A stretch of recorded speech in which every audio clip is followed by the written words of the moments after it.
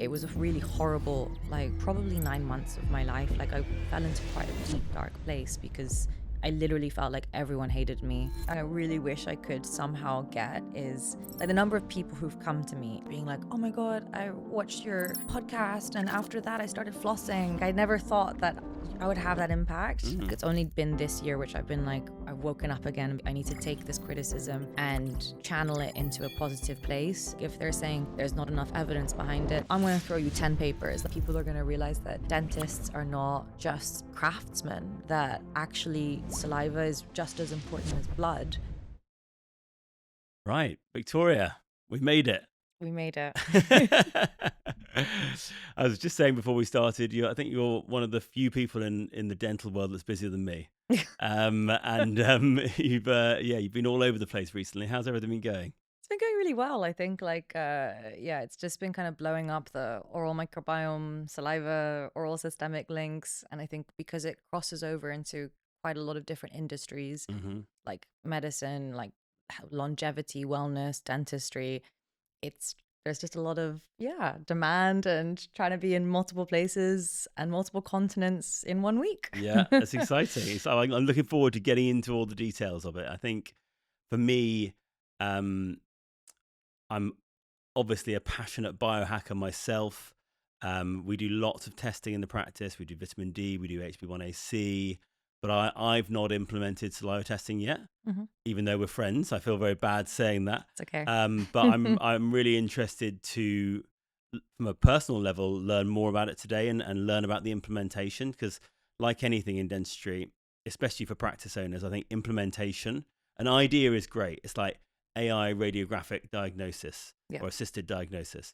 Brilliant. Great idea. Yeah. Can I get all my team to use it though? Do you know what I mean? If I'm going to spend the money on it, can we actually get it going? So I think that's the key bit. And so I'm looking forward to firstly getting to grips with it from a science point of view with you today and the importance of it for our patients in a preventative world, but also learning a bit more about how we can implement it as well. So should be exciting. But first off, I want to start by going back to 2020. Okay. And I don't think it'd be an exaggeration to say seminal paper on the link between COVID-19 and periodontal disease. I believe from my research is one of the most cited BDJ articles ever. Is that right? Yes. Is it the most? I don't think it is the anymore, but it's one of. Okay. Well, still very, very impressive. So tell us a bit about that whole journey, how you ended up writing that paper, because I doubt you were a COVID-19 expert prior to writing that paper. No. And then how has that led you down this path somewhere to where you are today? So I guess, COVID happened. We were all locked up. I was getting really bored and we weren't working at the time. And I distinctly remember, it sounds weird, but I was going on a run and I was just like really kind of annoyed because I was like, why are we not working? We're not allowed to work. I had just recently, I'd probably qualified like a year and a half before. So it was quite early in my career and I was just annoyed. So on my run, I'm like, well, it makes no sense. We're part of healthcare and actually surely improving oral health will improve COVID complications. And then that kind of led me onto this massive journey. And one of the beauties of COVID was that all research was open source. So I just started becoming obsessed with COVID and reading every single paper. And literally I knew on a daily basis what paper was coming out. I was obsessed. And then I was kind of looking at what are the risk factors associated with worse COVID complications. And I was like, that's weird because most of those risk factors are similar ones to patients who are at a higher risk of periodontal disease. And then I started looking into both of the different mechanisms and trying to understand whether or not there were any connections there. And then realized that, okay, periodontal disease, there is an increased release of cytokines or inflammatory markers, and you get this low-grade chronic inflammation. And then you've got your COVID, where you're getting this massive release of what we call a cytokine storm, and they're all the same inflammatory markers which are being elevated. So if you have a patient who has COVID and they're having all these inflammatory markers, and then they've also got periodontal disease, and that's releasing even more inflammatory markers, it's just basically adding petrol to the fire, or that was my hypothesis. And then I looked into, okay, well, how about bacteria? And this is where we started to look into kind of, for example, with things like influenza, etc. A lot of the times the cause of death for these types of patients is not necessarily the virus itself, but it's a bacterial superinfection, because the patient is so immunocompromised that any sort of bacteria which maybe normally would be able to survive and not cause a problem, all of a sudden is causing a problem because the patient is fighting something else. And this is where a lot of research was coming out, where patients were dying from bacterial superinfections from COVID, not from COVID itself.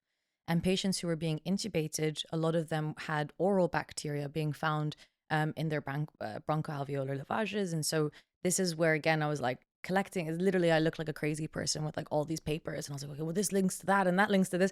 What, physical papers? We're talking yeah. like string in between them on the board. I was that crazy Really? person. Yeah. Like literally a crazy person. That's great. Wrote the paper and then, literally submitted it. And like, to my shock, it was published. And it opened a lot of doors for me, in the sense that I then started to do research with a couple of universities. A couple of guys in the US reached out. Loads of people reached out, basically World Health Organization, like everyone, because this was the first time that like dentistry and oral health was put onto the map of COVID.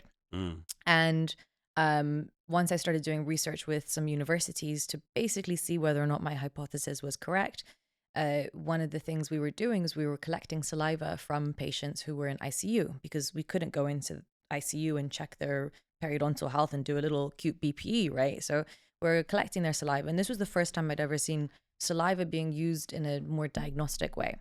So we'd send it off to the lab, and I was like, wow, this is awesome. We're learning so much about someone through their saliva. So once that research was completed, I then worked with a microbiome testing company, and I did loads of research, and I was like, this is weird. Literally every microbiome you can essentially test except for the oral microbiome. I mean, there's vaginal, gut, nasal, skin microbiomes. There's tests available for them, but oral was like nothing, even though it's the second largest microbiome after the gut. So I worked with a company, and we built the first oral microbiome test available in Europe, and did well. But then when I started using it, I started to find essentially flaws or things that I could improve in this test, and realized that it's not just bacteria that obviously causes something like periodontal disease or even decay. And it's much more intricate than that. And that then eventually led me to leaving, building my own company, and creating Oralis One, and validating that with patients clinically in my own clinic. So let's take a step back, because we were talking before about how you're speaking to consumers, you're speaking to dentists, and actually still, even within the profession, there's a bit of a lack of understanding, or maybe not a lack, but there's a different levels of understanding of what the oral microbiome is, what the importance of it is, why do we need to know about it? So can you give us a bit more in that side before we go into Oralis and how that's doing, and move on from there? So I think, every university, for example, right, they're trained differently. And so there are some, even countries, like, for example, Australia, New Zealand, America, are like 10 years ahead of us in terms of oral microbiome. Like, they all get it. A lot of them are already doing oral microbiome testing.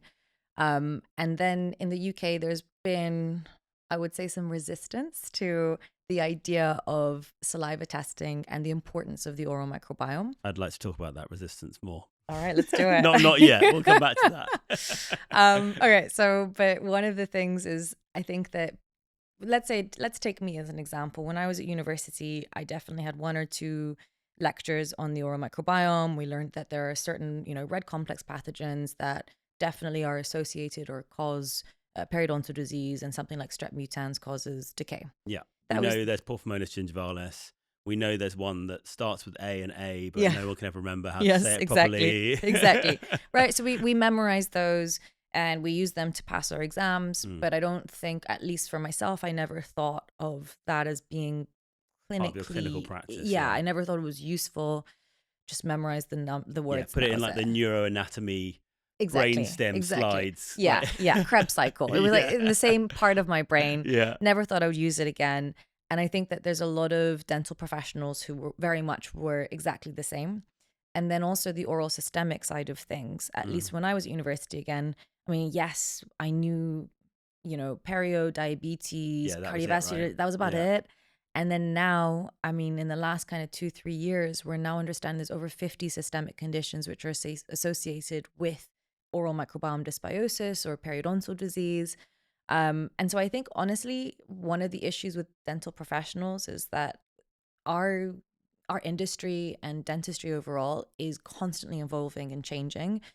And what we get taught at university 10 years ago might be very different to what is currently available and happening. And Mm, whilst a lot of us do learn and we go to lectures and etc., there's definitely a very big space. There's a gap between you learning something in a lecture and you going into your clinic and actually doing something implementing, about it yeah. and implementing it. Yeah, absolutely. And I think that's one of the reasons that I wanted to start this podcast is that I feel like there's so much dogma in the industry. Yeah. There's so many people so rigidly holding on to the beliefs that they have from maybe it is from dental school or from their early years of training. There's stuff that works in their hands to a certain extent, but actually there's constantly new innovation coming through. And if we're not willing to look at it, then we're doing our patients a disservice. I mean, there's no getting around the fact that you'll probably know the facts and figures on this more than me, but the prevalence of gum disease and decay are vast. We're Mm. talking On the rise. billions of people. We're talking the most prevalent diseases or some of the most prevalent diseases in the world. Yeah. So we need to innovate. And especially in this time of AI and the exponential growth of knowledge and technology, it's sort of beholden upon all of us to stick with the times. Yeah. So I fully agree in terms of the the putting of the oral microbiome information from dental school into the learnt but don't need to remember category. So let's get into why people should know more about it. I mean, even the term oral dysbiosis. Yeah. Obviously, I'm familiar with that term, but tell us a bit more about actually what that is and what sort of impact is it having on our patients.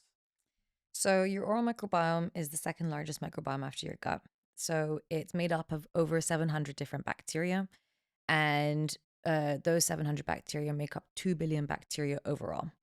It's obviously the gateway to the rest of your body, and the oral microbiome has been associated, like I said, to over 50 systemic conditions. So when the oral microbiome is in balance or symbiosis, that basically means that there's a really nice, delicate balance of good and actually some bad bacteria as well. Like we all have bad bacteria. That's entirely fine. And in 2008, the Human Oral Microbiome Project came out, and that was through the Forsyth Institute. Before that, I would say, we understood there was bacteria. We knew that the mouth was not entirely aseptic, but we didn't truly understand everything about it. 2008, they basically mapped out everything in the oral microbiome over thousands of different patients, and they essentially made like a blueprint of what the oral microbiome is. And it is available online. You can literally search it and you'll see every single bacteria that has ever been found in a human's oral microbiome.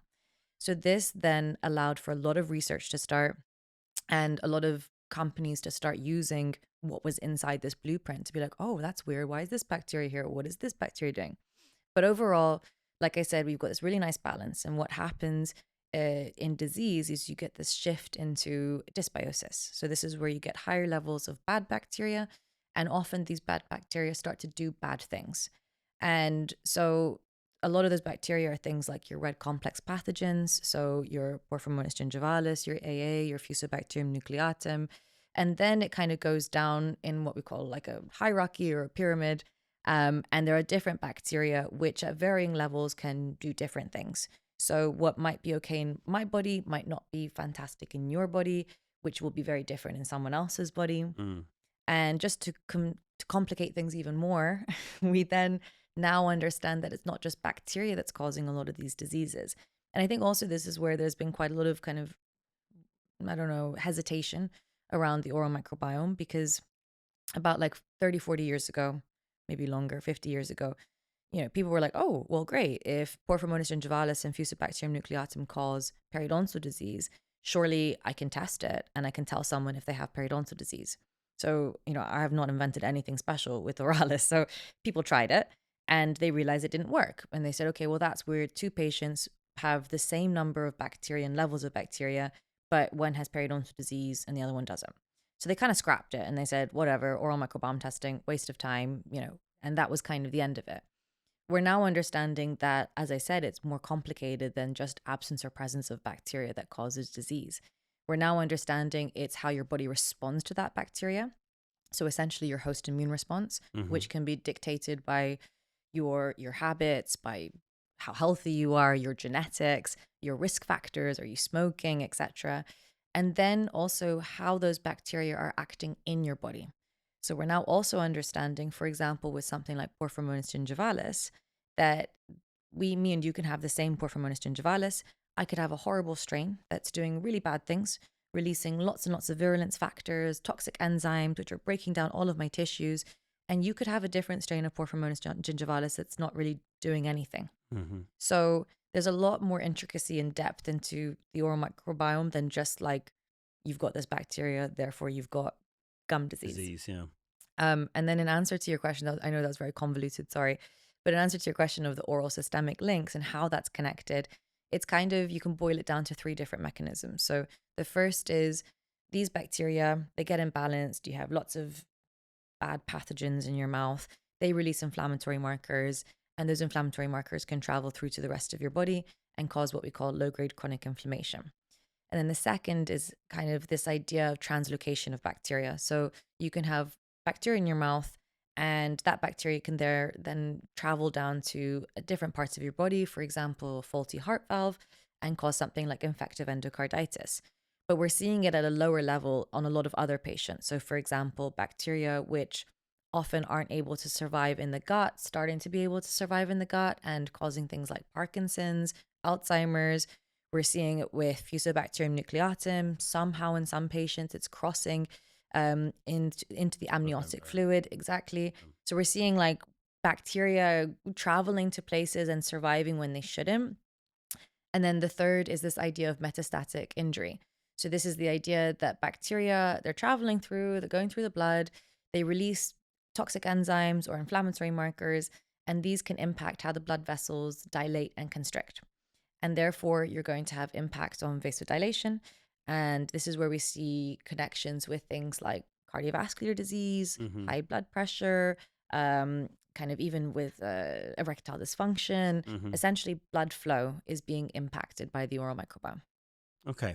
So to simplify what you said there, then in essence, we have a huge variety and number of bacteria, and even within those bacteria themselves, there's different substrains which can be present in you and me that will impact us differently. Yes. Either those bacteria or the inflammatory response to those bacteria are moving around our body to different locations through the bloodstream primarily, but even being swallowed into the gut, I'm assuming as well. Yep. And they're causing havoc wherever they land. Yep. And that havoc is leading to either a directed or bidirectional issue in terms of pathology outside of the mouth. Yes. Hence the whole focus nowadays towards the mouth-body connection and why that's become such a big part of what we're talking about. Yep. So in terms of testing all of that then, much like my Whoop, which you'll see I no longer wear, I've moved away, much to Joe's disappointment in me. But the Whoop is very useful when you're monitoring against yourself. Mm-hmm. Whereas if I compare my HRV, my heart rate variability against your heart rate variability, that's not very useful for either of us because it depends on the baseline. Yeah. So how does that work in terms of the salivary testing? Yeah. Are you comparing against norms, which obviously will be, I assume, based on the average of total data sets, and then you look at what sort of the average range is and see how far off you are of that? Or is it more that this should be done on an ongoing basis to see how you're trending over time, or is it a bit of both? So I'd say it's a bit of both. So it's a really good question. Like one of the biggest issues with saliva testing is there's no internationally kind of accepted thresholds of what is healthy or unhealthy. And Right. like I said, what's healthy in me might not be healthy in you. So we actually literally we're hoping to publish this soon. We did some research on our patients, and we had about, I think, 600 patients in our clinic who had all done oral microbiome testing, our test. Mm-hmm. And what we were trying to understand is whether or not, everyone's microbiome is a little bit different, and what's healthy in one might not be healthy in the other, and how accurate are we at actually predicting someone who actually has periodontal disease clinically versus someone who's healthy. And what we found was that the diversity score, or essentially the ratio of good bacteria and bad bacteria, didn't really mean much actually. And the quantity of bacteria also didn't mean much. Okay. So we had patients where they had really high diversity, but they had disease. And we had some patients who had really low diversity and also had disease. But what we did find actually was really useful is when you combined the bacteria, the absence or presence of the bacteria, with how they were actually acting in that person's body and what that patient's genetic predisposition or how they respond to that bacteria. When you combine those all together, then you get a true insight and a much more personalized understanding of that person's oral microbiome.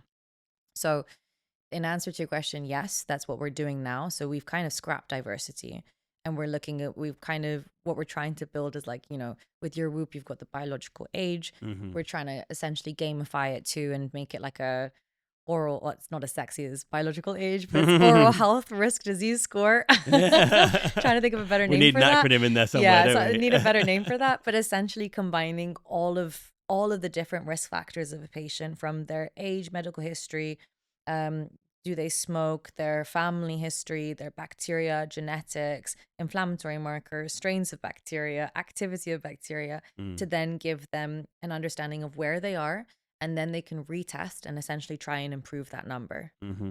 Okay, yeah, that makes sense. Running a healthcare business like a dental practice is not simple. Different income models, complex regulations, and real-world pressures all alongside the day-to-day reality of managing a growing business. And that's why Barclays supports healthcare professionals like dentists across the UK with a dedicated healthcare relationship management team and finance designed to help your business manage cash flow, invest, and most importantly, grow. I've banked with Barclays since I was a kid, so it's fantastic to have them supporting the pod and our profession. To find out more, search Barclays Business Healthcare online. Terms and conditions apply. All lending is subject to application, status, and eligibility. Now back to the show. And you mentioned earlier, obviously, 50 different diseases that have been shown to be linked with these bacteria. How many? There's obviously a big conversation here around correlation and causation. Yeah. How many of those have we seen to be proven? I mean, I'm not going to expect you to know the exact number to be causative, or like, are there a lot of them now that have been shown to be causative, or it's like it's hard and fast, or are quite a lot of them still like we still don't know? I think it depends on what is your threshold for of data. Exactly. Yeah. If you're looking at EFP or BSP guidelines, I'd probably say they now accept that cardiovascular disease and diabetes, there is a causative connection with periodontal disease. Mm-hmm. And the rest are kind of like on the fence in terms of, for example, pregnancy complications or Alzheimer's. And, if you go to other universities or other people, they might say that actually there's a much larger number of oral systemic links where it's causative, not just correlation. Mm-hmm. But it's really like, how many meta-analyses do you need to see? How many randomized controlled trials do you need? Yeah. Personally, if you're asking my personal opinion, I'd probably say there's about 10 to 15 where there's now causative links that are actually, tried and like real, research and evidence backed. Mm-hmm. And the rest are coming through. And it doesn't mean that it's not true yet. It's just there's not enough research just yet. So what would you say are those big heavy hitters then? So obviously we've got diabetes, we've got cardiovascular disease. Yeah. I'm assuming you put Alzheimer's in there, will you? Yeah. Like, because that's basically diabetes type 3 anyway, right? Exactly. So yeah. And it's obviously inflammatory in nature. Yeah. So I think Alzheimer's, I think that's going to be the next one. And yeah. I mean, the research is just like outstanding. Like I don't understand. Well, they found the bacteria in the beta amyloid plaques. Yeah, right? In over 90% of patients who suffer from Alzheimer's, they're finding Porphyromonas gingivalis in their cerebrospinal fluid. Yeah. So it's like, and then there's more research showing where, because some people say, oh, well, chicken and egg. So if you have Alzheimer's, you might be less likely to take care of your mouth and therefore you're going to have gum disease. So they also had another study where they split up a group of patients who had Alzheimer's already, and half the group were kind of forced to improve their oral hygiene. They had nurses taking care of them, improving their, whatever, and improving their periodontal disease. and the other half were just left to their own demise of whatever they normally did. And they found that the patients where their periodontal disease and their oral hygiene was improved, they had a slower onset of Alzheimer's and slower kind of, what's it called, development of neurodegeneration than those who were not taking care of it. So to me, that's where you start crossing from correlation to causation. Something's changing here. So Alzheimer's for sure. Parkinson's, I think that there's some King's College paper came out last year, which was insane. Same thing, they're seeing Porphyromonas gingivalis in the mouth, which normally should not really survive in the gut. In these specific patients, they're finding what they call oralization of the gut. So these bacteria are now able to survive in the gut and are inducing inflammation and therefore, impacting things like Parkinson's. So that for sure, colorectal cancer, 100%. I think people already in America, that is already like very much established. Here, on the fence with that one. And what's the pathophysiology there? Just translocation of the bacteria down through the gut, or? Kind of. So it's more for Fusobacterium nucleatum. And they're finding there's a specific strain of that bacteria, FNC2. And that strain has been shown to be present in over, I want to say 54% of aggressive strains of colorectal cancer, and in young patients in particular. Oh, really? So one of the issues with colorectal cancer is that it's on the rise, particularly in younger patients. Yeah, massively. And we're not understanding what's causing it. I lost a family friend to age 42, 2 young kids. Yeah. See, and it's like, and I'm healthy, I'm sure, like takes care of themselves. So they're trying to understand there must be something else going on. And so they're actually doing some research at the moment where they're looking at a specific antibiotic which is able to kill Fusobacterium nucleatum to see whether or not that can improve a patient's colorectal cancer tumor progression. Interesting. So I think that's definitely, I think it's there, but Yeah, you can't give it like 100%. Yeah, I'm gonna just as a brief sidebar on that conversation, because it's a point that I feel very strongly about. As you rightly say, in the under 50s, the rate of colorectal cancer, colon cancer is going through the roof. Yeah. TMI, but I personally had a colonoscopy, which is not a pleasant experience.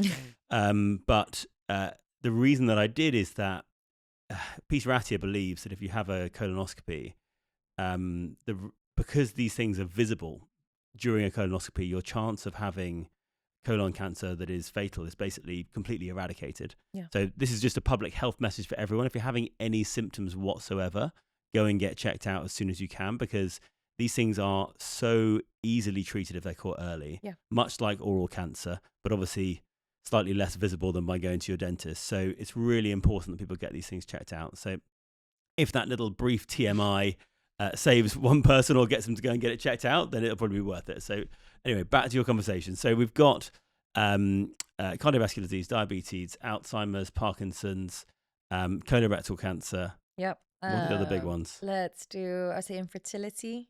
Okay. Or let's split it. Women's health. Actually, I think women's health is its own thing there because, and within that, endometriosis. So there's now research showing that the endometrium lining is very similar to your gums.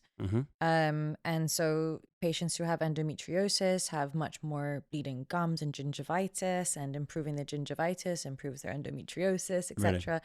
So, and then also in terms of things like preterm birth, preeclampsia, low birth weight, there's so much because of the hormones, the hormonal kind of roller coaster that women go on, where an oral bacteria and how they interact with that hormonal roller coaster, essentially. Interesting. So oral health instruction in pregnant ladies, even more important than we thought already. 100%. Like any patient who is pregnant or trying to conceive, I tell them they have to come in every 3 months for a hygiene. Doesn't matter. Yeah, that's literally. Interesting. And then I know that they're probably not going to see me for a year after they've given birth because they're busy. So I'm literally, I'm like, right before you're about to give birth, come and see me one more time, and then you can have a break from me. Careful I with that advice. Literally, you might be delivering. I am very scared of that. And every time they come in, I'm like, by the way, I am very good with medical emergencies, but I do not know how to birth a baby.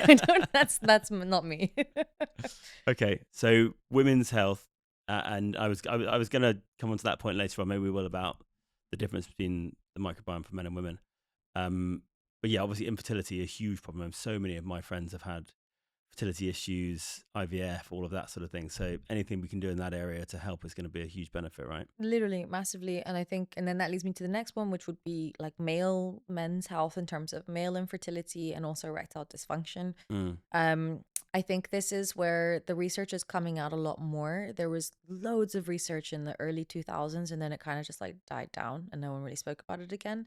And now that there's a huge, infertility is an issue that a lot of people are having, they're trying to kind of get every single factor right. Yeah. And part of that often is actually the man, not the woman, in terms of like oral health. And I have all these women coming to me and they're like, oh yeah, we're doing IVF and I'm trying so hard. I'm like, where's your husband? Like, are they coming in? And then she's like, oh no, he hasn't come to the dentist in 20 years. I'm like, well, I think he should be here, not you. Yeah. Yeah. Takes two to tango. Yeah, literally. I'm like, wait.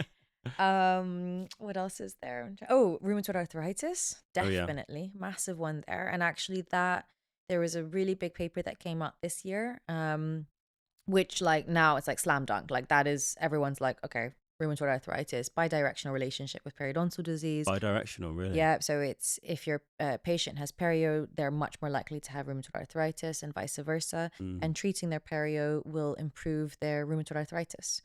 Again, inflammatory pathways are very similar. I've got a few patients that I can think of that have got both. Yeah.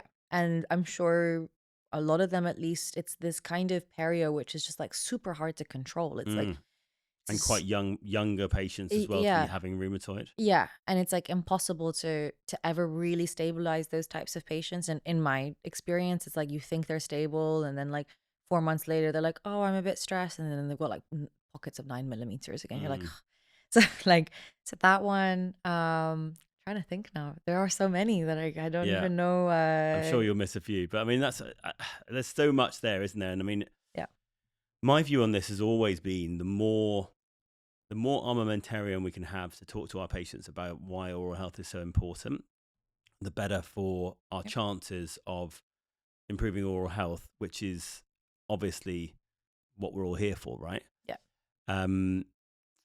Realistically, I would say in terms of awareness, nobody has done more for that than you. In terms of like pure views, I would imagine, right? I guess so. Like, I don't know how many views your Diary of a CEO episode had. Quite a few, though. I'm sure you know. How many was it?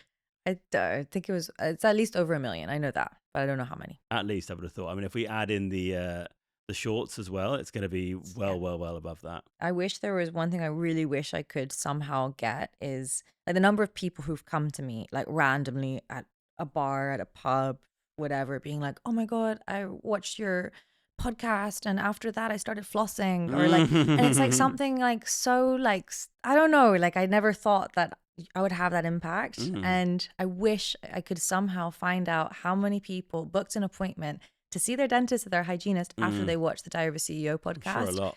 But anyway, I'll never get that. You had to run a study. Have a chat with Stephen. How was the experience? How did you find it? I mean, I've done a lot of podcasts in my time.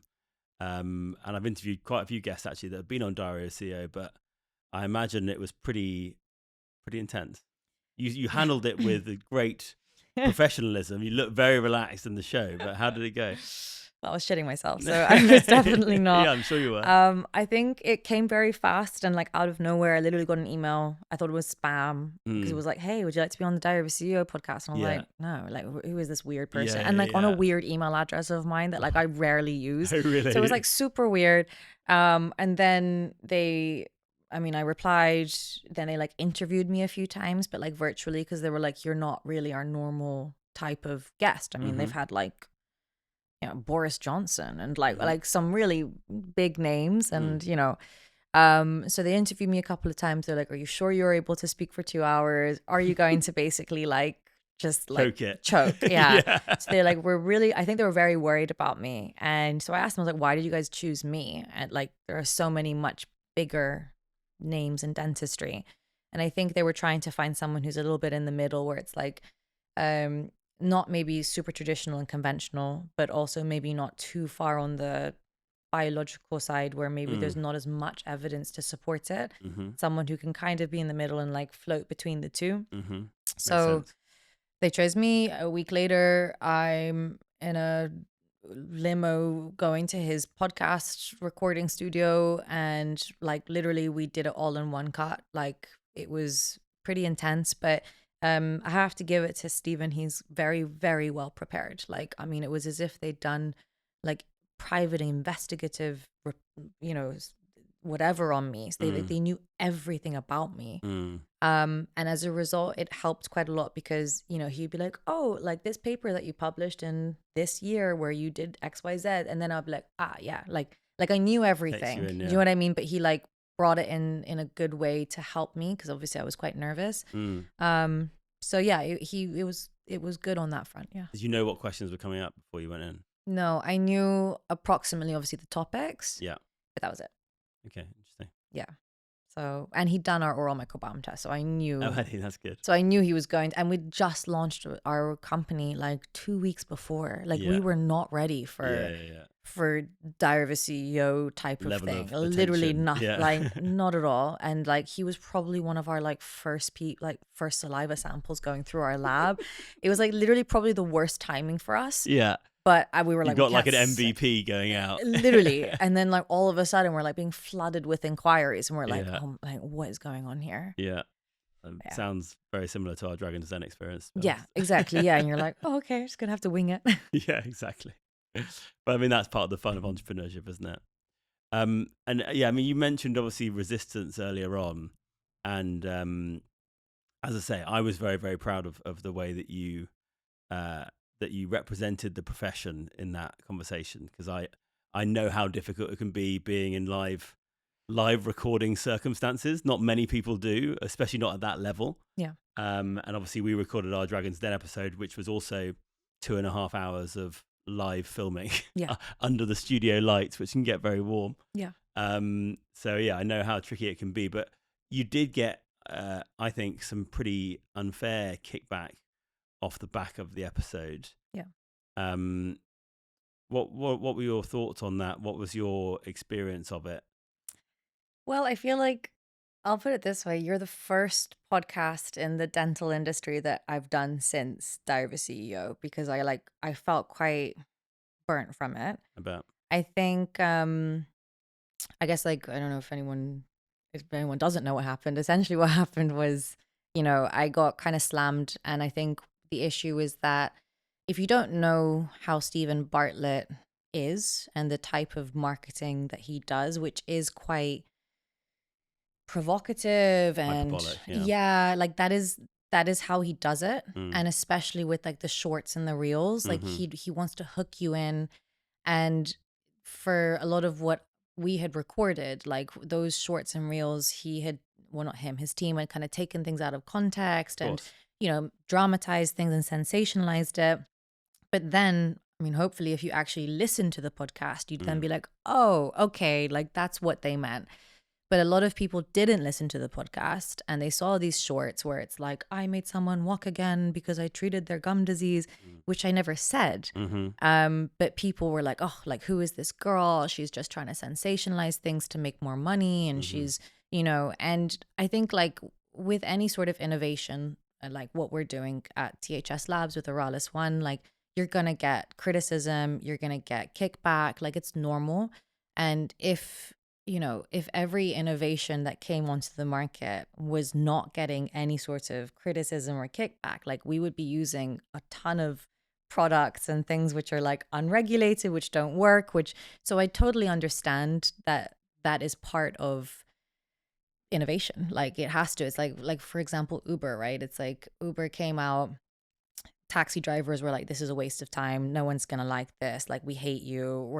We don't want to do this. Yeah. They even went to, governments, and they said, you're not allowed to have Uber available in these cities because taxi drivers can only drive, right? And Uber is going around trying to get funding, not able to get it. Like, they weren't doing so well for a long time. And eventually what happened was that consumers were like, actually, no, this is a much better way of doing things, and I like it better. And there was so much resistance. And eventually now, obviously, like Uber has literally become a verb, right? Like everyone uses it on a daily basis. So what happened with me was like, I think we had just launched our company 2 weeks before. We were young little spring chickens on the market. then I'm on probably the biggest podcast in the world talking about it, and talking in layman terms about something which is deeply scientific and which I've spent years like working on, but trying to break it down and be like, oh, like we're looking for bugs, like, do you know what I mean? Yeah, of course. And I lost a lot of that kind of scientific validity and accuracy by doing it because that wasn't my audience. But then I had people who were microbiologists and professors watching this and being like, well, that doesn't make sense. This must be a terrible idea. So I got a lot of kickback. And I think, it was a small number of people who, I think still hate me. But it felt like, like I couldn't see past the hatred to see all the good impact I'd had. Yeah. Well, I mean, that's just the standard negativity bias of the human brain, isn't it? Yeah. You can have, as you say, millions of positive comments and messages to you, and then just the 10 negative ones are the only ones that you focus your attention on. Literally, like I had to switch off. I deleted my Instagram, my Facebook. Like I was trending on Facebook pages, and like people were like old men were saying horrible things about me. And I've been there. Yeah, like questioning how I looked even and how I acted. Like it wasn't even my dentistry anymore. Yeah. And well, it then never was. No, it never was. It's just blind jealousy. It was just weird. Yeah. And then they would go to conferences and they would ask these conferences to not have me speak at them. Like I was already approved and meant to be speaking at them. They would go to these conferences and be like, we don't want Victoria to speak. And if you let her speak, then we're going to pull our funding, or we're not going to speak, or this and that. I had companies pull out sponsorship, and like I was working with companies who, when they saw all of this go down, some companies were like, Victoria, we've got you 100%. We're going to put you front and center. We're going to take care of you. And like, we're going to fight this with you. And like, they're very close to my heart, those people. Yeah. And then there were other companies who pretended they didn't even know me. And they were literally just like dropped me and didn't even tell me, some of them. So like, to be completely raw and honest, like it was a really horrible, like probably 9 months of my life. Like I fell into quite a deep, dark place because I literally felt like everyone hated me. I would go to a conference and I would see or feel people talking about me. And I feel like it's only been this year, which I've woken up again and been like, okay, you know what? Like, okay, I need to take this criticism and channel it into a positive place and take all of that and improve what I'm doing. So like if they're saying there's not enough evidence behind it, I'm going to throw you 10 papers. Like we're literally publishing like multiple papers at the moment, and I'm spending thousands on biostatisticians to be like, let's do it. And like literally just trying to respond to that in the kindest way possible, but take it as, yes, skepticism, and let's just try and win you over. Yeah. Yeah, I mean, it's a sad state of affairs, really. I mean, how do you feel about it looking back at it now? Would you, given what you've been through, would you do it again? I get asked that. Yeah, I don't know. I mean, again, it's like what I was saying about like the number of people who are probably flossing now and like brushing their teeth. Like for them, I would say, yes, I would do it again, because I do think that there was a much greater impact that I don't think I even see. Yeah. I think I would have done it differently in the sense that, like, for example, all of the marketing that came out from the Diary of a CEO, I would have wanted to check it before it came out. Like I had to go to their team and ask them to take down reels and some of the stuff that they had put out, because people were misinterpreting it and they were hating on me when it wasn't even my... It was like a creative edit. It has nothing... Yeah, it's like by that point, it has nothing to do with me. So I would have probably taken more control and ownership over like what was being published and by their team. And I think I would have also tried to, like, I guess have a bit of a thicker skin. Like I was not expecting that at all. Like I thought everyone would be like, yay, like, well done, like this is great. Like I genuinely... You should have had a chat with me about the trolls in dentistry before you did it. I just didn't. I know, like I think I was super naive and I just was like, whatever, like this is a good opportunity and like I'm gonna take it. And it really, like, what is that saying, like pulled the wool from my eyes. Like I always had this idea that like dentistry, like anyone could make it. And if you worked hard, you would do something really good. And then realize that it's very much a hierarchy, which is based on like how much work you've put in, like not how much work you put in, but like How long you've been in the game for. how long you've been in the game for. And there isn't much room for innovation or people who are trying to turn things upside down. No, don't say that. I don't believe it. Really? No. Okay, you can't good. you can't believe that. You can't come out of this believing that. Well, what has happened is now I'm like trying to change it, is what I mean. But I Yeah. think I became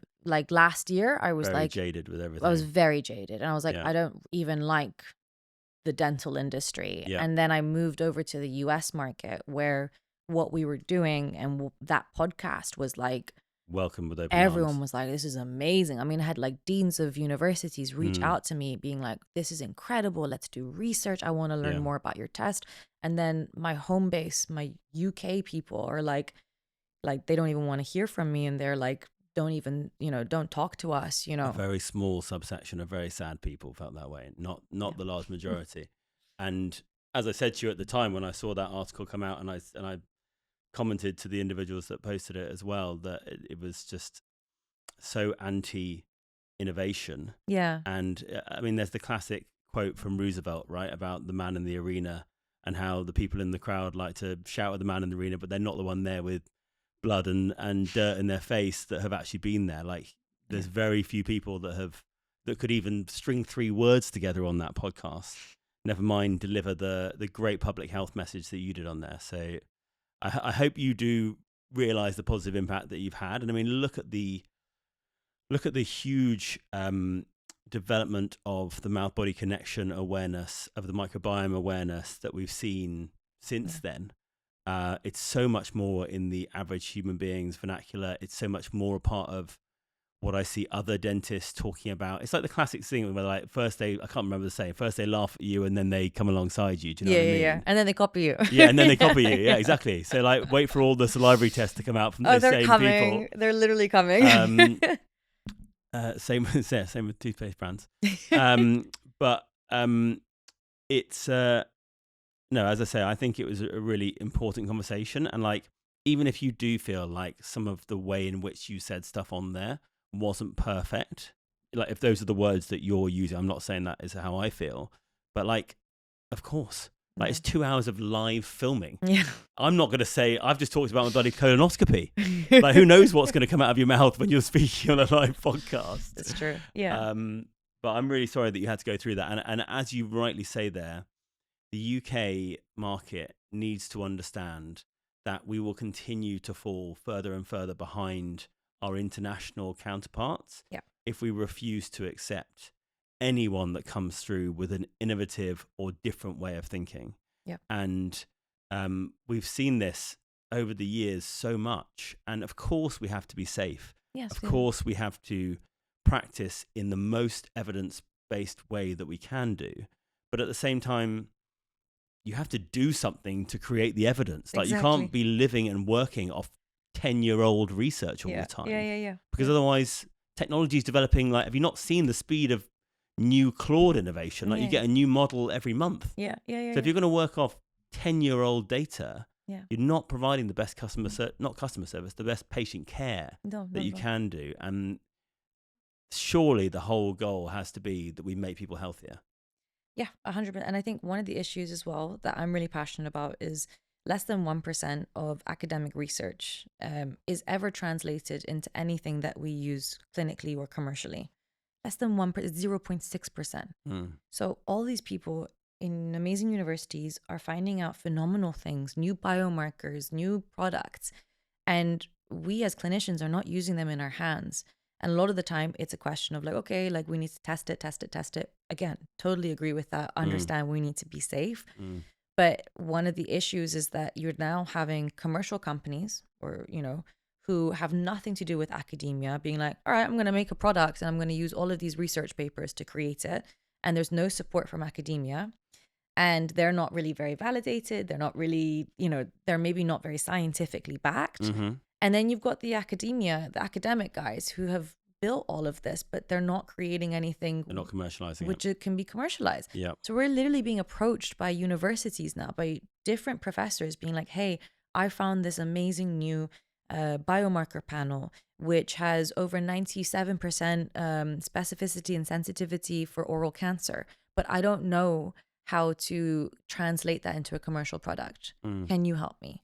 So it's like if the UK is not going to support that innovation, and basically what we need academics and commercial guys 100%. to work with each other, Yep. because otherwise commercial guys are going to go and do something completely non-validated, and the academics are going to do all this research that doesn't ever end up Make any impact. doesn't do anything. Yeah. So it's like a huge issue. And like for like one of our advisors, he's from the Forsyth Institute, he's a phenomenal guy, Professor Kentarchi.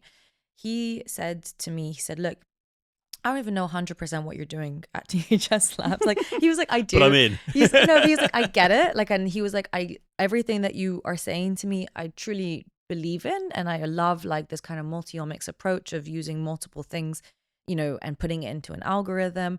He was like, the reason I've joined your board and your team is because you need someone who is in academia to help support and guide you.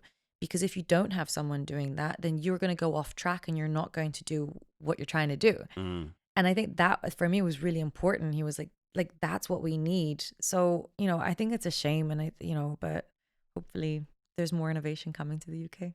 Well, that's what we need. And I mean, keep doing what you're doing. So let's talk about then Oralis in terms of why would I implement it in my practice for my patients. Run me through, I think the best way to give value to the listeners on this is, let's just say, how do you use it in your practice? So run us through. We've got a new patient that comes in. Yep. When do you have a conversation? Let's imagine they haven't watched Diary of a CEO and they don't know what a salivary test is. They just come as like a random patient off the street. Yeah.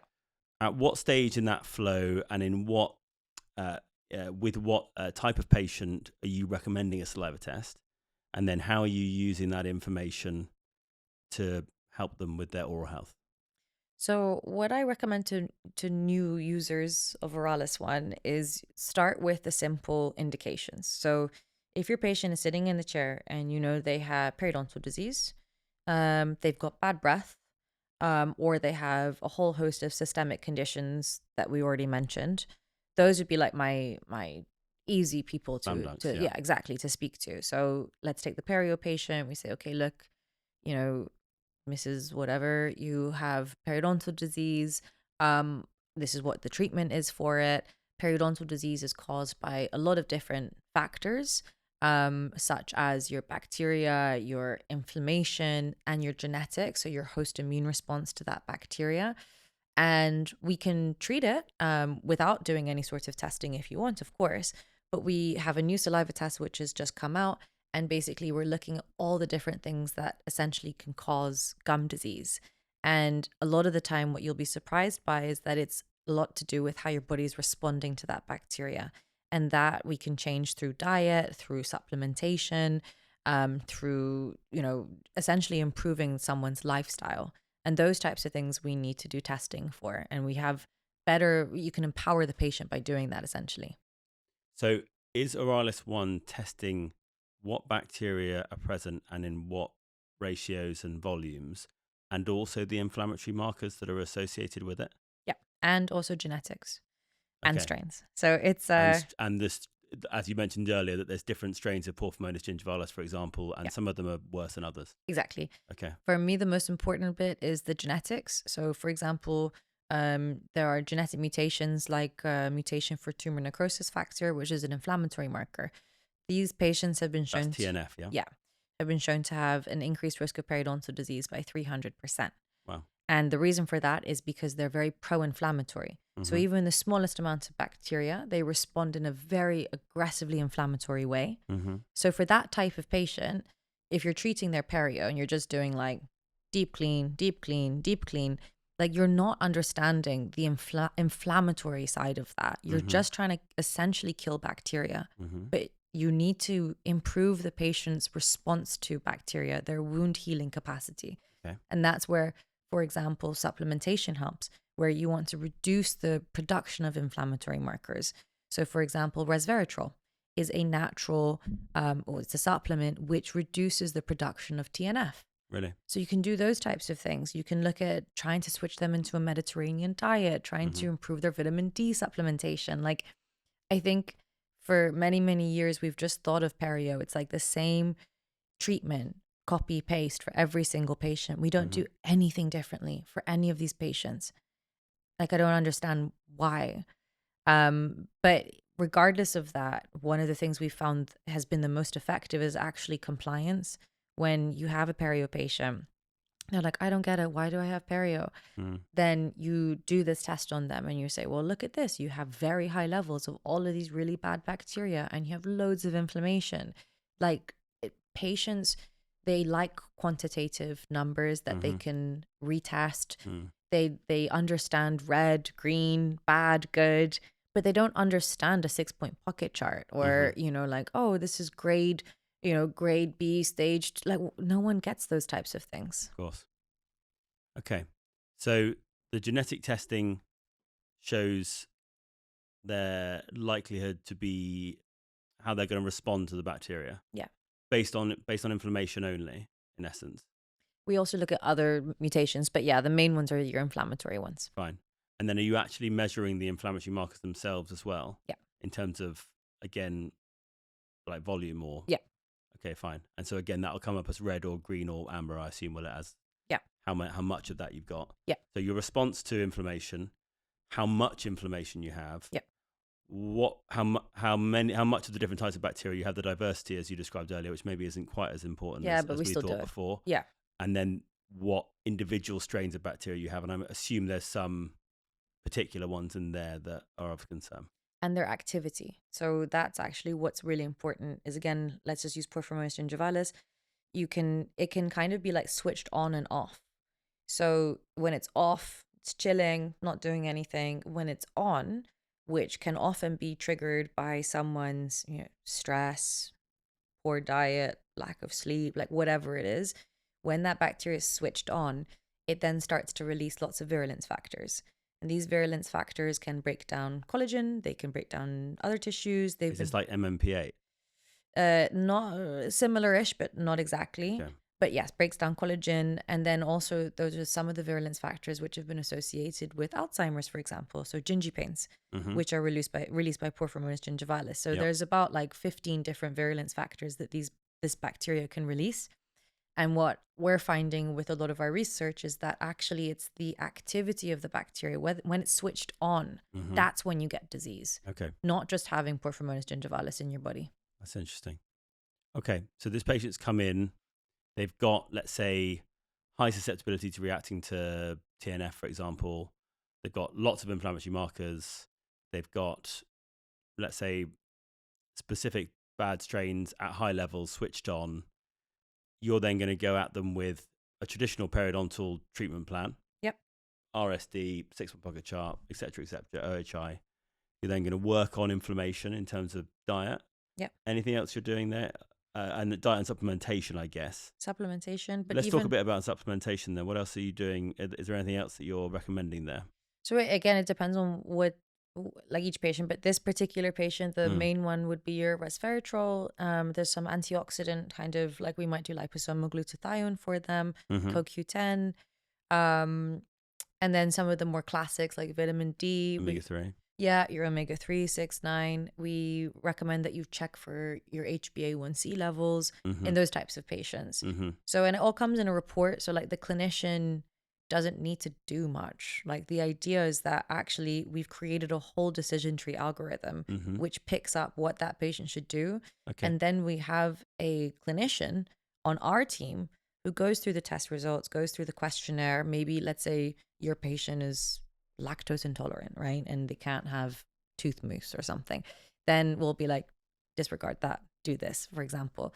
So there's always, we use a lot of AI, but then that last 20% is a human to check it. And then you can literally give it to your patient and they have everything there. We also even give personalized recommendations on toothpaste products, mouthwashes. So for example, there's with Porphyromonas gingivalis, with the virulence factors, there are certain mouthwashes which have now come onto the market, which are able to switch off the virulence. So we then recommend that patient uses that mouthwash, not uses your Corsidol or something. Like, so we personalize it to that extent as well. Brilliant. That sounds really interesting. Okay, so patients come in, they've had all this diagnosis, they've done the test, they've got a customized activation plan for their end. Yeah. The clinician is the clinician giving guidance for their treatment plan as well, or is that just on them as a clinician to make the recommendation on the treatment plan? So at the moment we are working on it, but we find that clinicians are a little bit kind of Don't like to be told what to do. No, I know. So I wanted to go down the antibiotic route, but it's quite like from a regulatory perspective, that's where it gets a bit sticky. So we don't give any major recommendations to the clinician. We just sometimes we'll give I'll give like a heads up to the patient of like, oh, your dentist most likely will be doing a deep clean on you over multiple visits under local anesthetic and may prescribe antibiotics. And then it's up to the clinician to decide what they want. Once in a while, when we have a very inflamed patient, I might we send maybe an email to the clinician to be like, by the way, we think you should use this or something. So talk to me about antibiotics then. What do you, I mean, as I say, not in this specific patient example, but why and where and what are you using in terms of, or recommending in terms of antibiotics? So I'm actually a very big fan of doxycycline, but low grade. So 30 to 40 milligrams. Old school. Yeah. Yeah. I learned it in America actually, like 2 years ago. Yeah. When it's low grade and you do it over a longer amount of time, it's less likely to mess up the gut. It doesn't mess up the gut, and it's got more of an anti-inflammatory effect than, I mean, it's antibiotic a little bit, but it's more anti-inflammatory.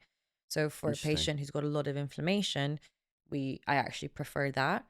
And the reason I say old school is because my dad told me about that like 10 years ago, and I was like, Dad, we don't use antibiotics anymore. Yeah, like, I know. We're protecting the microbiome here. Yeah. But and it's so funny that actually I was completely wrong and he was right, as usual, to be fair. No, but it's weird because it's kind of making a new, making a comeback. Yeah, and low-grade doxycycline is the same as what a lot of patients use for rosacea. So actually the name, I don't know what the right name is. I want to say street name. You're dealing it. No, what's it called? The like trade name or trade name. Yeah, not the name on the street. That's gonna get you cancelled. Yeah, yeah. Be like, oh, there she goes again. Drugs. It's called Oracea. So Oracea, so when they came out with this low-grade doxycycline, they were like, oh my God, this has really great impact on periodontal disease and also on rosacea. Right. Obviously, skin diseases make a lot more money than periodontal disease does, so they named it Oracea. But actually, it works really nicely for specific types of perio patients. And then, obviously, if we can avoid antibiotics, we do. But one of the beauties of doing a test like ours is sometimes you just have sheer quantity of it's crazy. It's like the normal average microbiome, let's say, has 1.8% pathogens, and this person's got 30% pathogens. Really? Like that type of person, doesn't matter how much root surface debridement you're doing, you need something a little bit stronger to need a big reset type thing. And that you might be more inclined to be like, actually, I think I'm going to prescribe antibiotics in this situation, but we'll leave it to the clinician to decide. That's really interesting. And so is that doxycycline pathway, is that pretty decent evidence then in having a positive impact in those types of patients? Yeah. Really? Yeah. And no impact on the gut microbiome? No. How come? Because it's so low grade. Right, just because the dose is so low. Yeah. So what sort of dose do you give? 30 to 40 milligrams. Really? Over 30 days or 1 month, 2 months sometimes. Oh, really? So it's prolonged course. So it's a much lower dose. In the US, they use it a lot more. I don't think they even use it in the UK, but it's in the US, it's quite a common thing. And there's now a lot of research. If you look at, for example, Professor Van Dyke from the Forsyth Institute, he very strongly believes that periodontal disease is not a bacterial disease. It is an inflammatory disease. And that inflammation then allows for bacteria to grow in quantity and to become more pathogenic. But it's actually inflammation that starts this cycle. So his belief is that actually, in order to improve or to cure or treat periodontal disease, you need to tackle inflammation, not the bacteria. Okay, interesting.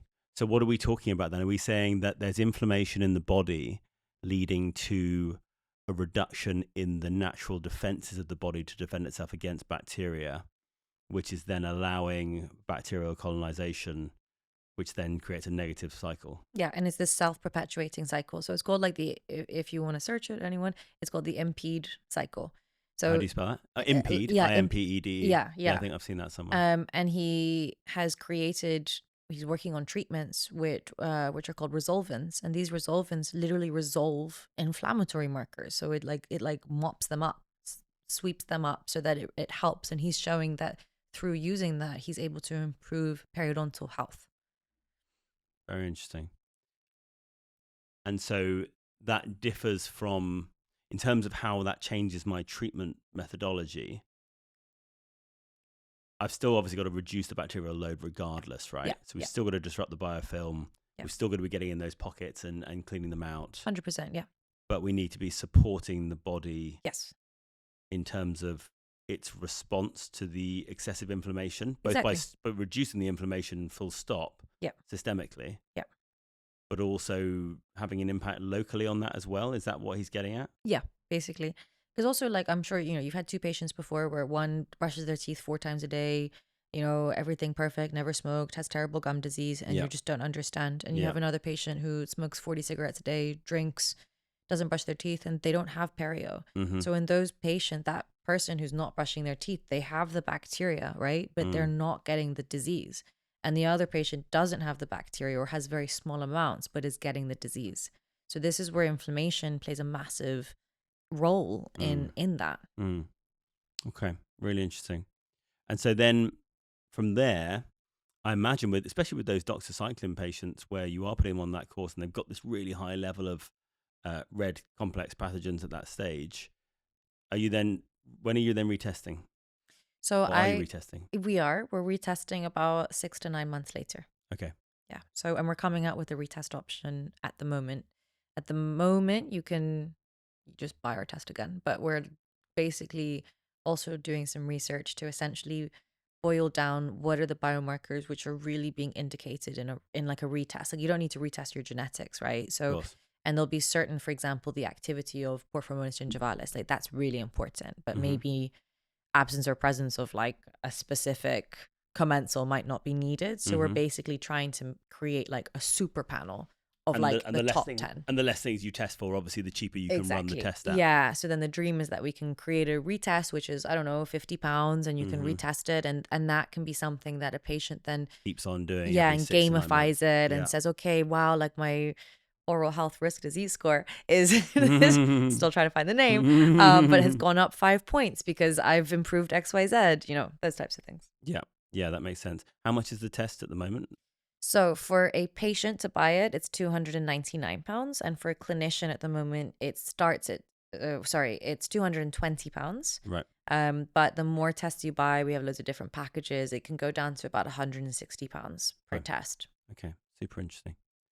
Brilliant. Okay. And I mean, I've seen certain individuals online who feel that the salivary testing isn't going to change the treatment plan.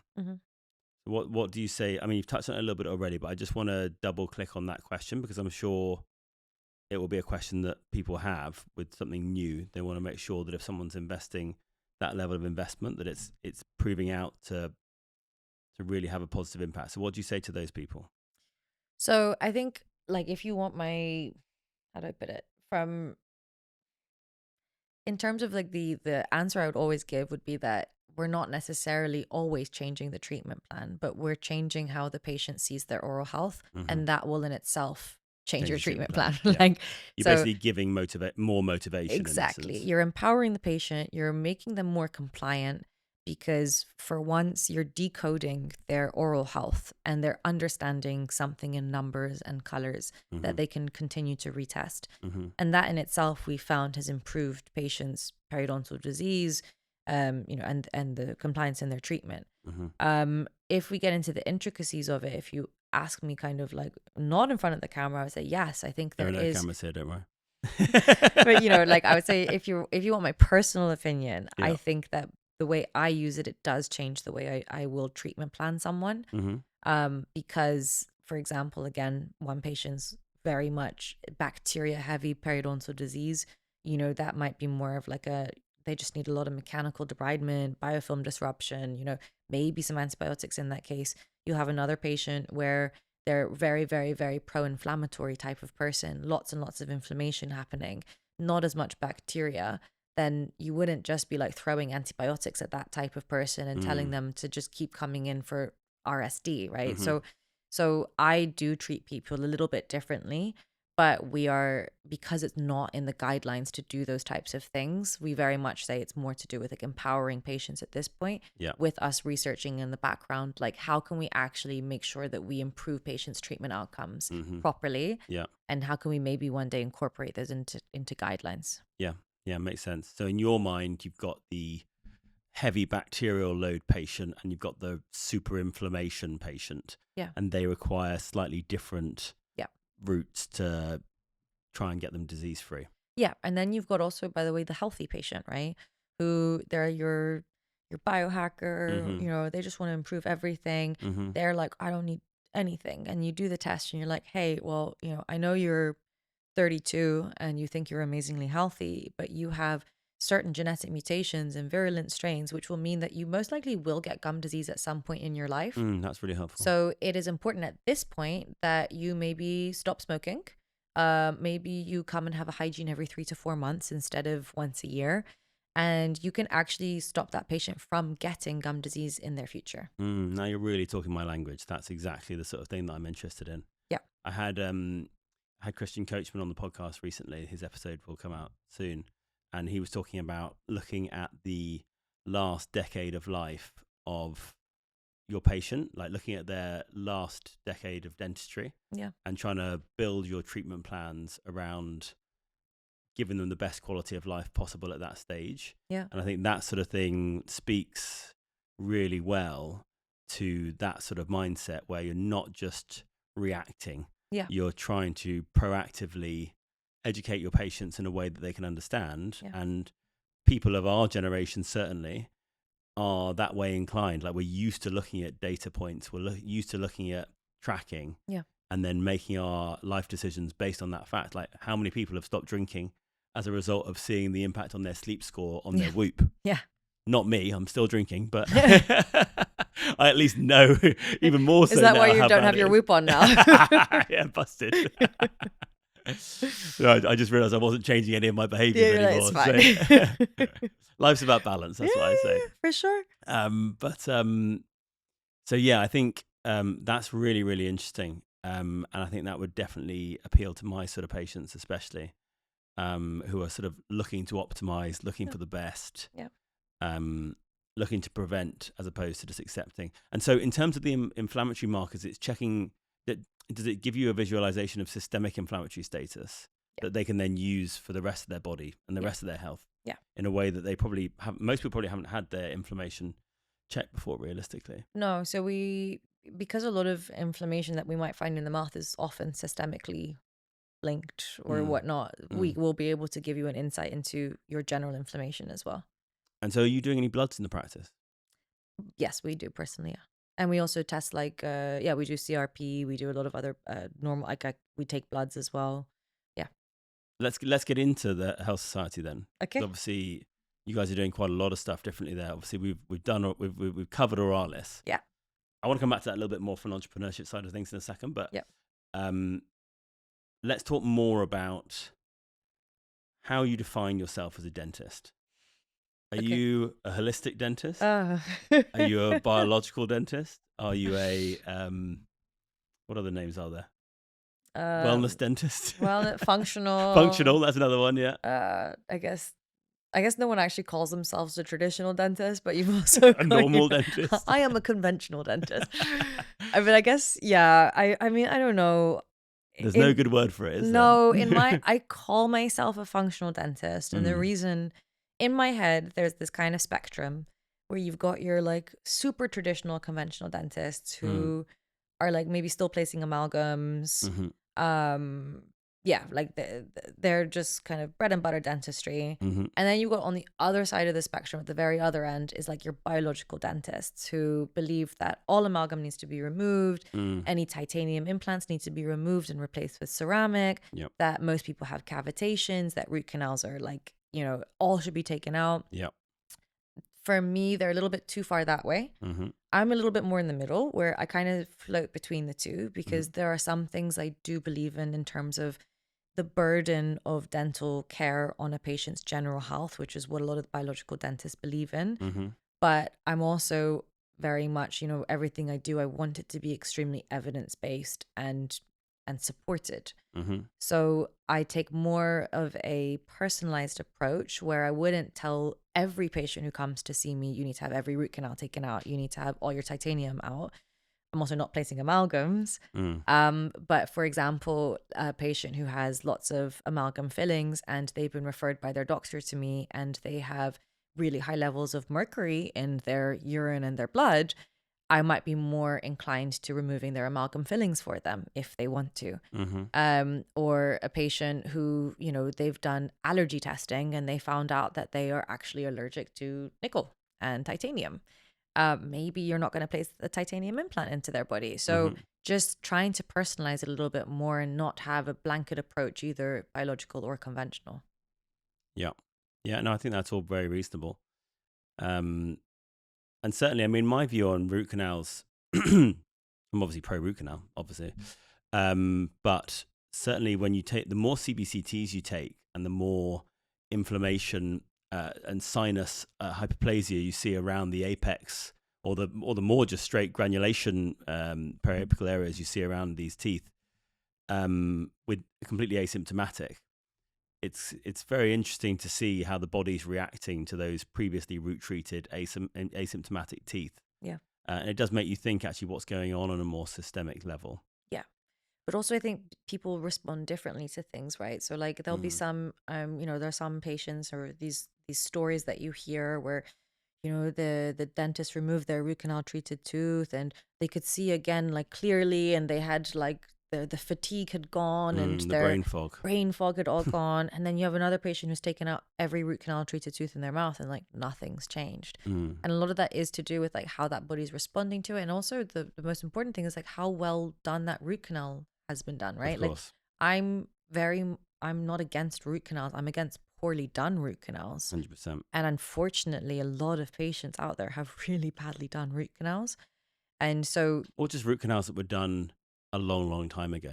or that And so actually, yeah, it's you're right. it's very easy to make a judgment on 2026 Yes. eyes Yes. Yeah. on 20, or let's say Yeah. 1998 Yeah. root treatments. Yeah. Yeah. Do you Yeah. know what I Yeah. mean? Yeah. Yeah. You're And totally right. I Yeah. say that through the lens of my parents have been in the game for 40 years. Yeah. Do you know what I mean? And obviously things have changed a huge amount over that time. And I think what we need to understand as a profession and how we need to be speaking to our patients is, yes, you're symptom free, but you change your TV every 3 years Yeah. Yeah. or like every 5 years, let's say, every 10 years, whatever. Like you've Yeah. got things in your mouth that are 40 years old. Yeah. It might be wise that we have a little bit of a closer look at them. Maybe it'd be a good idea for us to proactively look to upgrade this before it catastrophically Yeah. implodes, Yeah. Yeah. either through infection or through like really, really old amalgams with crack lines all around it, and we're just leaving it until it shatters, Yeah. and then it's unrestorable. Yeah, totally. And it's a new way of approaching dentistry, I think. It's being preventative instead of being this reactive, like, oh, your tooth's broken in half, now I have to place an implant. Yeah. And also like, I mean, I don't personally place implants. We have two amazing surgeons who do it in our clinic. But one thing I don't believe in is like, I don't think replacing every root canal treated tooth with an implant is the correct answer. Like No. implants come with their own complications and their own risks, and like, so I think if you can, I always say if you can keep a tooth, I would always re-root canal. I would go to a specialist, get it done properly, Mm. and try that. Yeah, I mean, the closer we can keep to nature Exactly. and what was given to us by whoever you believe in, the better, surely. Yeah. I mean, obviously, I place implants. Implants are great whenever you don't have another option. But I do think, in general, people are a little bit too keen to remove teeth. Exactly. Yeah, no, I'm certainly on that line as well. So you call yourself a functional dentist. So let's get into the functional side of things in terms of other sort of testing you're doing, because I'm really interested at this moment. At the moment, I'm really trying to build out this sort of comprehensive preventative examination Hmm. in my mind, and I'm looking at lots of different people from around the world in which they're doing it. I've had Mark Bowles on, and he's doing something really interesting in South Africa. Obviously, I had Christian on, and he's talking about this last decade. Obviously, very good friends with Miguel, and being over to the White Clinic and seeing everything he's doing there. But what are you doing in terms of trying to be as well-rounded and systemic and whole body as possible in your dental analysis? You say you're taking blood, you're doing CRP. Yes. Are you doing anything else? So we have different like packages basically and different options for patients. But overall, like the types of things we might be offering would be vitamin D, blood glucose, blood pressure, CRP, obviously oral microbiome testing, AMMP8 testing. Tell us about that one then. So AMMP8 is a enzyme which you can find in your saliva, and it's basically responsible for collagen breakdown. So it's a very fast test. It takes like 5-10 minutes, chairside, and it basically will tell you how much collagen breakdown is happening in that patient's mouth at that moment in time. Okay. So it gives you a bit of an understanding of like essentially what their mouth is under, like what's going on in their mouth. It won't tell you what is going on, but it'll tell you something's going on. Okay. So, for example, patients got perio, it kind of puts a number on their perio. How bad is that perio and how much collagen is being broken down? Or the patient doesn't have perio and they have loads of really high levels of collagen breakdown. Maybe there's something else going on in their body that we need to investigate a little bit further. So sometimes we do that test. Why? Two questions on that. Yeah. Why haven't you built that into Oralis, if that's possible? I don't understand the back end of how these things all come together, and then how are you using that information differently to the way you're using the Oralis? So they outcome? actually weirdly work very well together. So the reason we haven't put AMMP8 into the oral microbiome test is because it's actually just like clinically really hard, like from a laboratory perspective to they need different like reagents. It's a different methodology completely. Basically, yeah. So like what we're using currently will kill what the buffer that's needed for the AMPA. So we can't do it. So what we do in our clinic is for some patients who might be a little bit kind of, I won't say like strapped for cash, but they're a little bit like hesitant to do an oral microbiome test for £299. We will sometimes do the AMMP8 test and say, look, let's just see what's going on in your mouth. Like, is there a lot of collagen breakdown? And if their level is high, then we say, okay, now that we know there's something wrong in your mouth, let's find out what it is and how we can, approach it in a better way. And then we're more indicated to do the oral microbiome test. Okay, makes sense. So it's a bit of a earlier, easier access type thing. Yeah, exactly. Okay, cool. Okay. Anything else?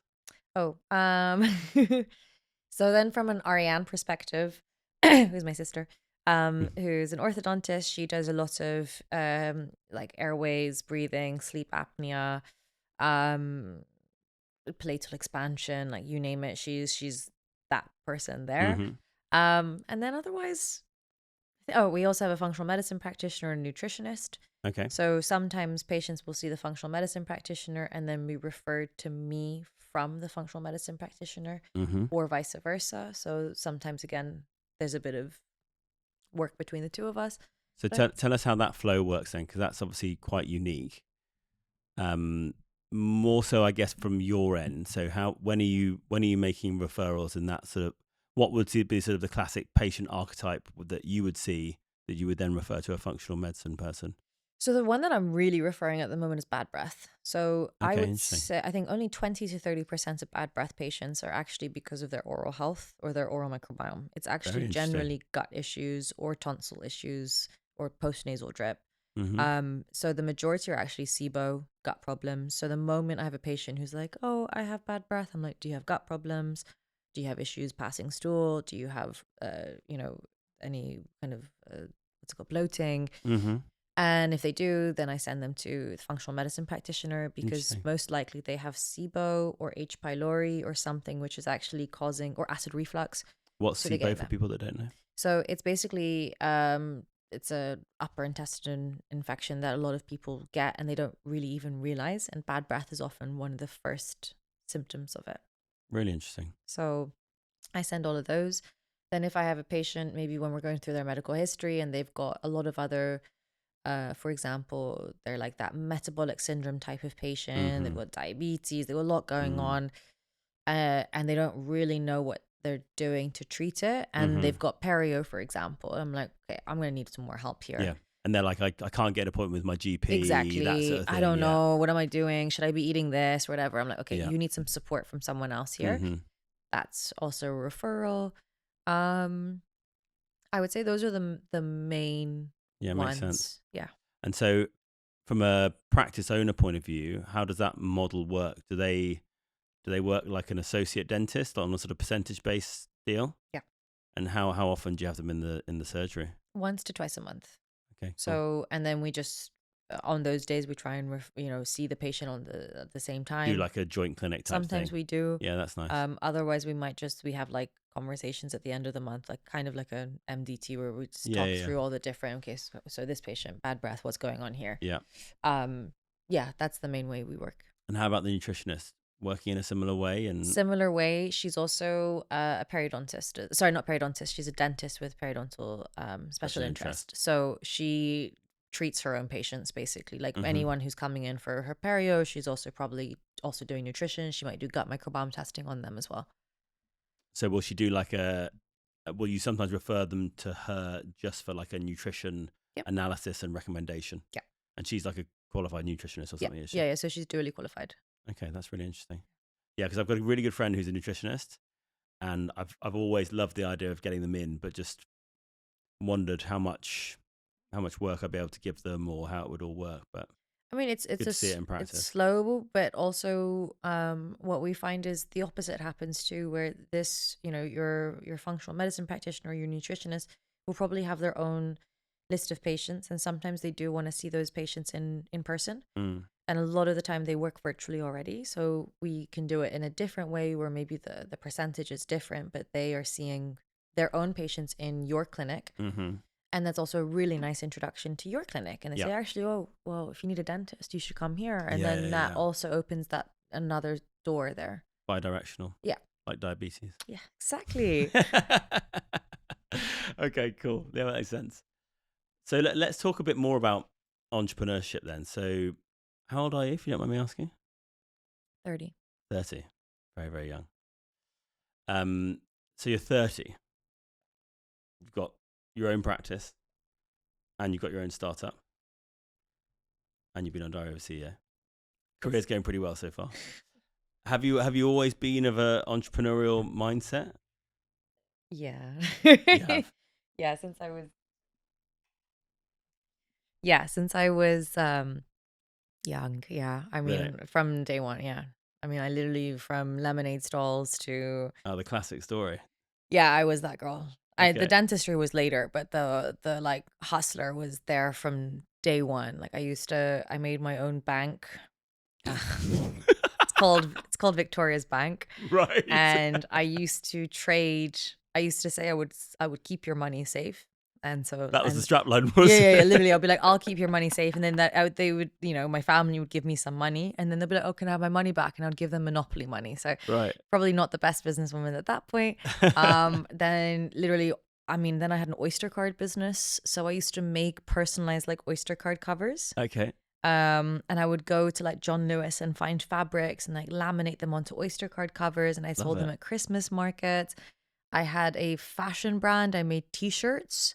Even had a fashion show as part of it. Nice. When I was like probably 16, 17. Then I had an events organizing business. I was sued when I was 21. I think that was 20.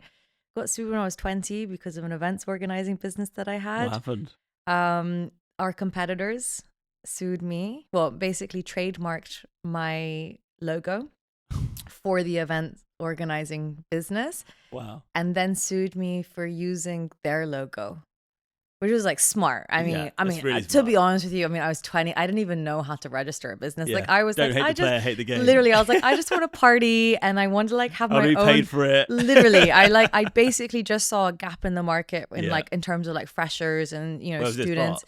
Yeah, so it was at Bart's, but basically we did like parties in London where we would basically invite all the different universities. but it was like quite like nice events, like nice parties, Where was it? ticketed.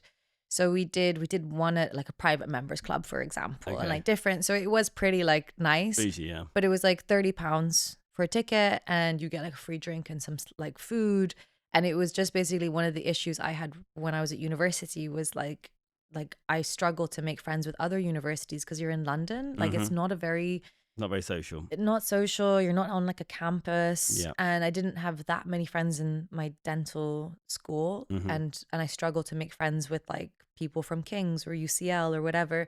So we basically made these parties, and it did really well actually. Love it. But to the point where then our competitor company then sued me. Yeah. So like yeah, I've had a lot of different companies. So it's in the blood, basically. Yeah. Rings a lot of bells. Yeah, literally. Yeah, yeah. And so, how is how's it working now in terms of how you split your days? How are you doing a lot of clinical work still, or are you more Yeah. on the business side? Or No, I work clinically 3 days a week you now. do 3 days a week? And then the rest of the week I'm on CHS labs, like doing other stuff, and then the lecturing is kind of just wherever. So yeah, I work quite a lot at the moment. And how are you balancing those plates? So I actually weirdly was speaking to the founder of Health, like, you know, and Max or Lasat? Lisat. And he was saying, he was like, I work 7 days a week. And I was like, to be honest with you, I probably do as well. And like, I know it's not great, but He's super young as well, right? yeah, he is. And, but basically, like, my idea now is it's like, I'm trying to break away from this idea of like Monday to Friday, 9 to 5 is like when you work. And then Saturday and Sundays when you don't work. And instead, because I love what I do and I'm just so passionate about it, I am ending up working 7 days a week. And I'll be responding to an email at 11 on a Sunday and maybe at 9 p.m. on a Tuesday. But in return, I will take time off randomly throughout the week when I need to. If I want to go to on holiday on a Tuesday, I'll go. Like, do you know what I mean? So I see it as not like you've got these specific times when you work, but it's like you're continuously working on your dreams and you're taking time off. Like, I went and got my nails done today at 11. Like, fine. But, yesterday I was working until midnight. So I think that way is, for me, a healthy way. No, I fully agree. I mean, obviously you don't want to use trite quotes, but when you are enjoying what you're doing and you're super passionate about it, it doesn't feel like work. Yeah. I'm interested to know whether your passion levels are the same on the clinical side as on the business side. They flip-flop. Depending on which one's causing you the most trouble at the time. Basically, there's some days where I'm like, why am I even a dentist? Like, I hate this. Yeah. And then other times where I'm like, why had such a good life. Why am I not just a dentist? Literally, I was like, I had such a good life being a dentist. Like, I made so much more money. Like I'm still not making money. Like, I'm not taking money out of my the saliva testing business at all. Yeah, of course. It's not going to make you money until the end, right? Literally. So, and I'm just like, why am I doing this? Like, what is wrong with me? But then the other side I've got as well. You can't handle being an average normal person. Literally, that's why. I'm just like, and there'll be like a day where I like have nothing to do, and I'm like, is this what should I do? Like, should I do something? Like, do you know what I mean? Like, I don't know. Then you feel lazy. Yeah, so it's a bit of a problem, but yeah, I empathize with that. And I mean, you're obviously in the wellness space, and I know you've got a sauna at the practice as well. Yeah, which I love. How does like health and wellness and your own like biohacking type stuff, if you view that you are a biohacker, you might not, fit into around your work type stuff? Like, are you really regimented with your exercise and that sort of stuff? I know you like to run and those sorts of things, but how does that all work around it? I don't know. I mean, I don't. Okay, so like 2 weeks ago, I had like a really, really intense week where I was like, I cannot mess up. Like, I can't have one night like where I don't sleep well. I was in Chicago for a day speaking at the American Dental Association Saliva Summit. Then I was at another conference, Health. Then I was another conference, IPM. So it was like and then like events here and there. And that's where like my biohacking came on like 100%. Like, I was doing everything right. Like, I was doing my red light saunas. I was doing my magnesium, my everything, electrolytes, etc. So when I need to really perform well, then I biohack pretty hard and I know what to do for my own body that works really well. Mm-hmm. And a lot of the time, because of my lifestyle and the commitments that I've made, I have to be on form every day. I can't have a bad day, right? And so I know how to do it. But then at the same time, I'm young and I want to have fun and I don't want to lose out on just like normal experiences. Like I don't want to sleep at like 9 p.m. every day in case my like recovery goes red or something. Mm-hmm. So it's a delicate balance between sometimes I'll take my whoop off and I'll be like, I'm not wearing it for the week because I just want to like relax and not think about things. And maybe I went to Ibiza, I left my whoop at home. I was like, I don't need anyone to know how bad No my one needs whoops recovery in is. Ibiza. No one needs it, right? And then but when I need to be doing really well, I know what to do. So it's kind of like a nice balance. I do work out a lot because that's my like mental, I don't know, my therapy in a way. Ability, yeah. It's how like I function basically. But in terms of like, yeah, do I eat bad foods? Yeah. Do I not sleep amazingly sometimes? Yeah. Like I'm normal. I don't, yeah. And that I think is more important for your mental health. Yeah, life's about balance, right? Yeah. Like literally I left at that, like this whole health optimization summit thing where I think I had so many liposomal supplement samples that I felt nauseous. Like literally came home and I had a massive bag of hula hoops. And I was literally like, this is the worst. Like, I'm so bad. And then I was like, you know what? Like, You'll be all right. it's life. Like, it's fine. Yeah, I'm fine. sometimes you just need hula hoops. Literally, I love a good bag of hula hoops. So. There's some in the cupboard over there if you want some. Great, I'll be there. And obviously, you work alongside your sister at the practice. Yeah. How does that work for you guys? Are you equal shareholders in the business? Are you? Yeah, and my mother. And your mum? Oh, I didn't know that. Yeah. Oh, that's fun. So we're a little 3-man band. She's not a clinician, is she? She's not. She brings the business side of things into it. Okay, nice. So her background is in actually engineering and then banking.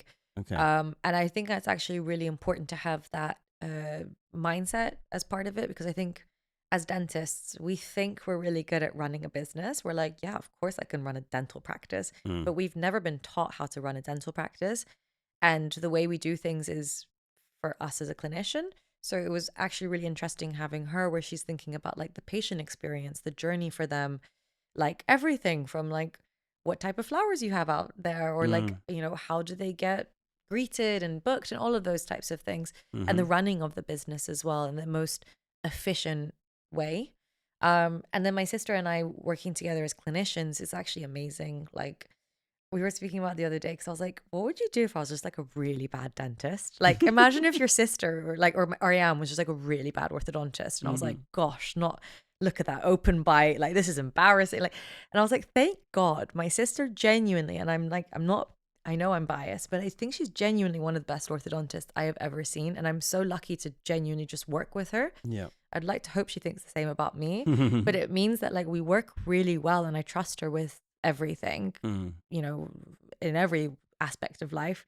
So actually it's nice. And I think patients really like it too. Cause like, as sad as it sounds, we're literally sitting there on like a Thursday at home having dinner being like, oh, like, have you looked at that? Like, those, I don't know, that space that I opened next to the lateral. Is that okay for like Rebecca? And I'm like, yeah, that's perfect. Thank you. Yeah, exactly. Well, again, it's the blending of work and home life together because you're passionate about it. Yeah. I mean, in terms of that patient journey thing at the practice, are there any things that you guys have implemented that you found like really works that would be helpful for others? I'm trying to think what works really well for patients. I mean, I don't think we do anything maybe above and beyond others. Like I don't know what's normal and what's not normal Even anymore. just simple stuff that you might think is really obvious. Well, we do a lot of joint consultations. We do, like for example, even when I refer her patient, she will send me the orthodontic treatment plan before she sends it to the patient for me to approve it. Especially, so for example, because we pick up a lot of data, like as in some of our patients are having saliva tests, gut tests, blood tests, like all of those things, we often will combine that all into one plan. So it's like there's like you don't have to look at 5 different pieces of paper to find out the patient's results. We just condense that into one plan, and that's easier for the patient to understand. But also, if a clinician needs to just like quickly go through and be like, oh wait, what was her vitamin D levels? They can just go on the plan and see what's going on. I would probably say honestly, like probably it. Like we're not that. I don't know. I mean, the place looks very different, I think, to a normal practice, right? It's got like a very unique aesthetic to it. Yeah. Is the sauna for the patients or is it for you guys? No, for the patients. We do IV drips, vitamin D shots, Okay. infrared sauna. Yeah, it's for our patients. Yeah, and I think also, I guess one thing that is pretty special about us is like we often will have a patient who comes and sees me, sees a functional medicine practitioner, maybe has an IV drip, sees Ariane, sees the hygienist, goes and uses the infrared sauna and comes out. Like they can do a lot under the same roof, and we're very good at like dovetailing all of those appointments into, like, or our Saturdays are like a kiddie day. It's like you've got Ariane seeing the kids, me, hygienist, myofunctional therapist, and we've literally just got kids going around the clinic. Just Yeah. Super cool. Well, I think we're probably coming to the end of our chat today, but I want to finish, as I always do, by asking you what you're most excited about for the next decade of dentistry, specifically in your space. Obviously, you may not be able to tell us about some of the commercially sensitive stuff that the business is up to, but is there anything that you think is a new area of interest or something that we haven't touched on already that people could be excited about? I mean, I'm obviously super biased, so obviously saliva testing. Saliva testing is going to be huge. Literally, yeah. I really do believe. Like, I mean, the American Dental Association literally just had a summit, and they invited the top people in the world. Like, I'm talking like everyone, like the deans of the top universities, the biggest researchers, all into one room, and we spent the whole day sitting there talking about like how are we going to integrate saliva testing into daily care. How are commercial companies going to be doing it safely? How are insurance companies going to be insuring it properly? So in the US, it's not a question of like, is saliva testing even useful? It's a question of like, how are we going to use this in the best way? So I think that is so exciting, obviously, for someone like me. But also, I think there's going to be we're going to start seeing saliva tests, which are going to be able to show you systemic diseases. Like our ultimate goal with our company is not gum disease. Our ultimate goal is to be able to diagnose or at least assess risk for systemic diseases using saliva biomarkers. So we're building out massive databases with thousands of patients' saliva samples and trying to map out their medical history and their systemic conditions to their microbiomes and their biomarkers to then hopefully create tests which are maybe for brain health or for, like colorectal cancer, for example. Like, and I don't think we're that, not me, but I think that generally that is something that will happen in the next 5 to 10 years with AI just fueling it all. It's going to be a really, really exciting time, and people are going to realize that dentists are not just craftsmen, that actually saliva is just as important as blood, and you can go to your dentist and get a lot more done than what we used to do. Yeah. Very, very exciting time. I mean, we always talk about how the mouth is the gateway to the body, and it's a very easy thing to say, but I think this actually gives us a practical tool that we can actually see what's going on. So it's a very exciting time to be a dentist, and congratulations to you for spearheading everything that's going on in that stage. As I say, I think it's really, I'm very saddened by the negative impact of the podcast and that whole situation. And it's, as I say, it's great. I think it's great to see innovation, especially from someone, and not wanting to sound condescending, of your age. It's quite remarkable, and it's a really exciting time. So well done for everything you've been doing. Thank you very much.